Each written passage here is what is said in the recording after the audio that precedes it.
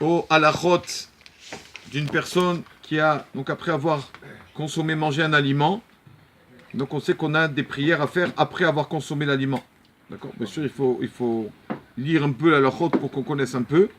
Donc, par exemple, une personne qui a mangé un fruit, on va dire une pomme, il a fait la bracha, il a remercié Hachem avant de manger.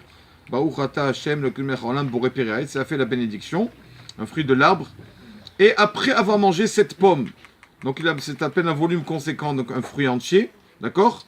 Et donc, il veut faire la prière, d'après avoir consommé cet aliment, la prière de Nefashot. Combien de temps a-t-il pour faire cette prière? Nos sages nous disent que c'est vrai qu'il a 72 minutes. D'accord. Il ne peut pas la faire maintenant, il est avec des amis ou quoi, avec des personnes, il finit son rendez-vous, il fera la prière après, il a le temps. 72 minutes pour faire cette prière. D'accord. Donc, on a dit aussi que cette bracha de Nefashot, qu'on fait après avoir mangé un fruit qui n'est pas de la terre d'Israël, vous n'avez pas besoin de la faire où on a consommé le fruit. On peut la faire autre part, quand on arrive tranquille dans la voiture ou dans le bureau.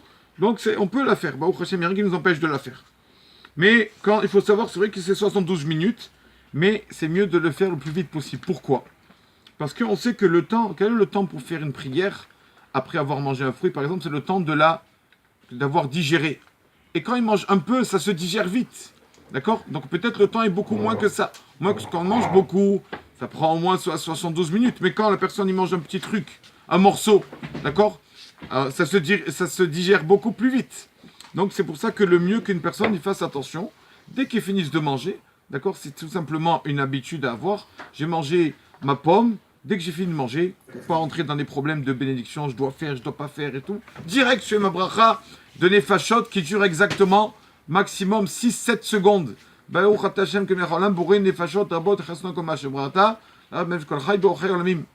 5-6 secondes pour remercier Hachem qu'on a pu manger ce fruit en bonne santé. On a lu hier dans la paracha la Birkat Kohanim qu'on fait tous, tout le monde la connaît par cœur cette bracha parce que on bénit, d'abord on l'entend à la synagogue, quand on vient à la synagogue et tous les matins, la prière de Shachrit, quand il y a un Kohen, on la répète au Kohen. Sinon cette prière on la fait aussi Birkat Kohanim, on la fait tout le temps le vendredi soir, quand on bénit ou nos enfants ou nos petits-enfants, on les bénit avec cette prière. La bracha des Kohanim qu'on a lu hier, cette prière. Il y a un verset là-bas, Yissa Hashem panav elecha.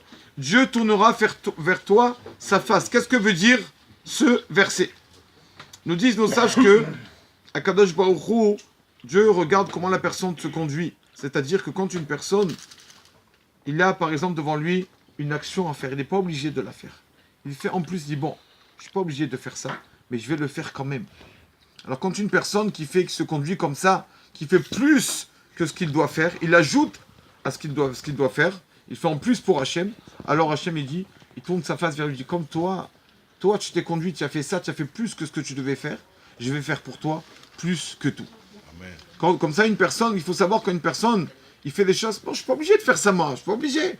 Je suis pas payé pour ça, j'ai déjà fait ma mitzvah. Mais il fait quand même, il ajoute. Hachem dit, tu ajoutes, moi aussi je t'ajoute. Il y a une histoire sur ça, Rabotai. Très belle histoire sur un enfant qui est finalement devenu un grand rave, on va en parler, qui lui-même a raconté cette histoire.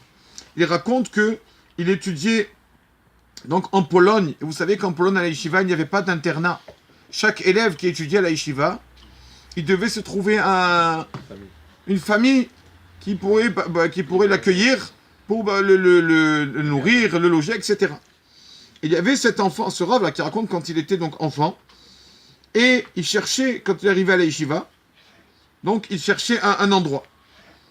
Il a trouvé un endroit quand il arrive à la yeshiva, il a trouvé une famille, mais qui habitait à 4 km de la yeshiva. 4 km, imaginez-vous, tous les matins et tous les soirs.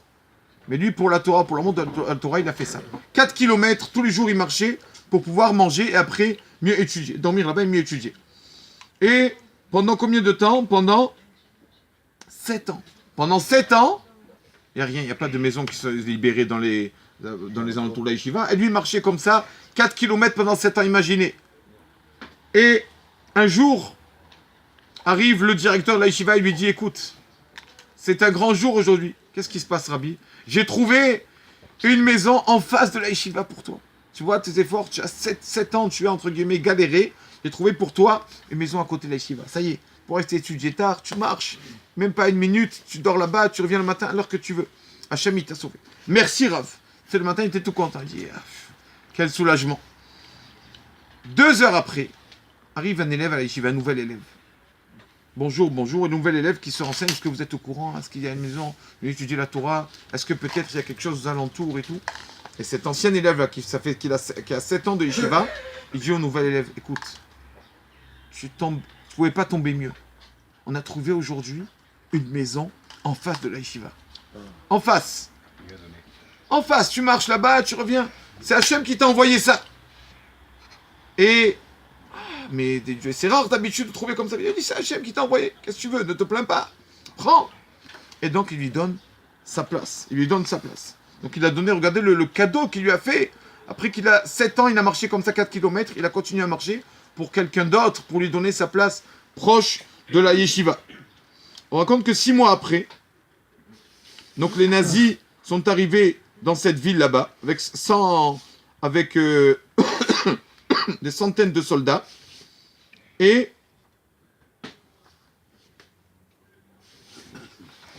voilà, des centaines de soldats. Et quand ils ont pris tous les élèves de la yeshiva, les nazis, ils ont fait monter tout le monde chez la Ezrat Nashim, chez les femmes là-bas dans la synagogue. Et il y avait ce monsieur aussi, cet ancien élève qui a donné sa chambre, qui a donné sa maison. Et il s'est mis à faire une prière à Hachem. Il dit, Maître du monde, je sais que tout ce que tu fais pour le bien. Je chadvé shalom, je n'ai pas de jugement sur ta conduite. Mais s'il te plaît, Hachem, rappelle-toi une chose. Regarde ce que j'ai fait. Regarde ce que j'ai fait. J'ai laissé mon ami, le nouvel élève, je lui ai donné ma place. Regarde ce que j'ai fait à Hachem. Ça fait 6 mois. Et donc, ils étaient tous comme ça dans la... Ils racontent tout dans la Zrat Nashim, tout chez les femmes. Et les nazis, ils faisaient passer un par un, tac, une balle dans la tête. Donc, ils voient tous ses amis qui meurent, un après l'autre. Et le nazi qui arrive à lui, il lui dit, écoute, je vais tirer une balle en l'air. Il ne le connaît pas. Hein. Je vais tirer une balle en l'air et tu sautes de la fenêtre. D'accord? Et lui, il ne comprend pas. Il dit, il doit se moquer de moi. Impossible, il a tué tout le monde. Et donc, il tire, il lui dit, allez, sauve-toi. Et il saute de la fenêtre et il se sauve. Il a été sauvé comme ça, cet ancien élève-là. Et c'est un rave, donc, qui était finalement le Niftar à Antwerp. C'est un rave très connu. J'arrive pas à dire son nom. Je connais son nom, mais j'arrive pas. Rabbi Chaim Krozeriat. Si vous allez à Antwerp, tout le monde le connaît. Il a été des années là-bas. Il a été très malade en 5740. Il est venu voir le Stapler. Il lui a dit, écoute, prends une mitzvah sur toi. Il avait la maladie, le cancer grave, il dit ici. J'ai entendu ça. Et il lui a dit, prends une mitzvah. Quelle mitzvah? Il lui a dit, Rav, dites-moi, prends la mitzvah de Arnasat Kala. Occupe-toi des kalotes. Une kala qui va se marier si elle a besoin un peu pour la dot ou quoi. Occupe-toi de la kala pour le shiva brachot. D'accord, Rabbi. Il lui a dit, ça va t'ajouter des années. Il a été malade en 5740. Il est mort en 5762. Ça veut dire que ça lui a ajouté 22 ans grâce à cette mitzvah-là comme ça. Donc il dit, ça Hachem Panav. Quand toi tu fais plus, ne crois pas que quand des fois quelqu'un il travaille ici dans le monde matériel, tu travailles 8 heures chez ton patron, tu as ajouté des heures de toi-même, c'est ton problème. Je t'ai pas demandé, le patron il va te payer des heures supplémentaires, c'est toi qui as fait ça. Je t'ai pas demandé de faire ça. Mais Hachem il n'est pas comme ça. Tu fais quelque chose, quand tu fais même en plus, Hachem te dit que tu as fait en plus, moi aussi je vais faire avec toi plus que ce que je dois te donner. Baruch Adonai Leolam.